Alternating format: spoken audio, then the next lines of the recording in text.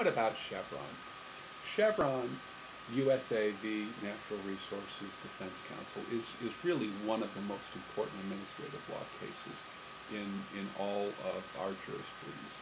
And typically, it's an environmental case, involves the Clean Air Act. So this went all the way up to the U.S. Supreme Court, basically to determine whether or not the EPA had been using its discretion properly. And it was a challenge that came under the Administrative Procedure Act. That is, one of the things that the Administrative Procedure Act requires is that all rules be based on fact and not be arbitrary or capricious. That's the standard that comes from the APA, and that's important because I want you to see what all of this is based on. The question in Chevron was whether or not the EPA had violated its duty under the Administrative Procedure Act to act in a way that was not arbitrary and not capricious. And so in order to understand whether the EPA acted properly or not, and whether the Supreme Court was right in its decision, we have to at least try to understand a little bit about what it is the EPA determined.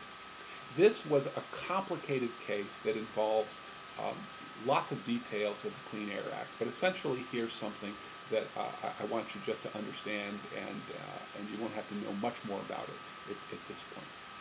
There was a rule in the Clean Air Act that said that new technologies for smokestacks would be required of any factory or facility that either built itself from scratch that was brand new, or any facility that adds on with new equipment to produce more pollution.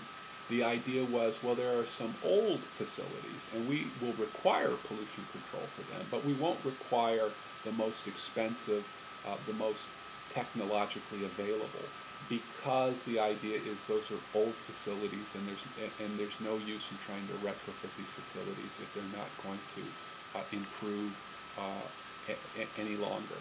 Okay, but for new facilities or facilities that are going to add new parts to themselves, we will require more technology and more expensive technology, because when you're redoing something, you can afford to put in the newest available technology. We do the same things for homes, incidentally, some of you might know. You might get away with having a certain type of handrail in your house, but if you're going to add on to your house or build a new part to your house, or in fact build a new house somewhere else, you might have different and more aggressive requirements that you have to follow because you're doing something new.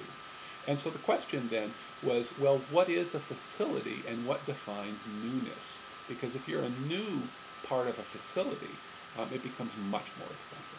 So here's essentially what happened. And again, you know I don't have the regular teaching supplies I normally do, so I'm borrowing from my children. Imagine you had a facility that put out, let's say, somewhere in the neighborhood of 5 units of pollution, 5 Oreo cookies here, okay?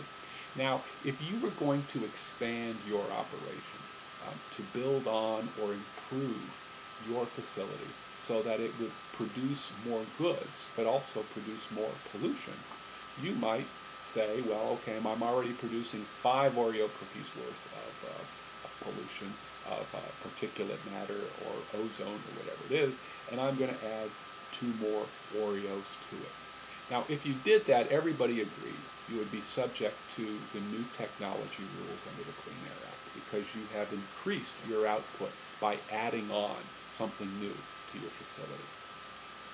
The question was, what if you had a facility that is a campus of smokestacks and facilities or buildings, and you had many things on your campus? All right? And let's say that you were going to improve this center one by expanding it so that it increased by 2 Oreo cookies worth the amount of pollution that came out.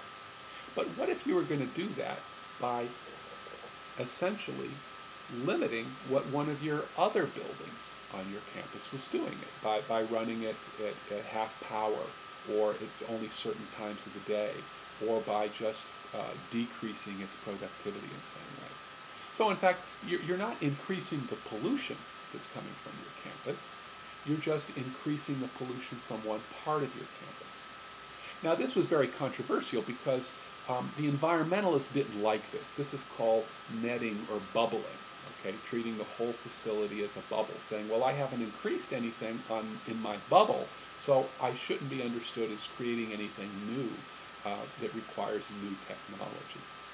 So what the industry said was, well, if I'm not creating anything new in the aggregate, I shouldn't have to put in new technology. In fact, I should be able to do this if I want, right?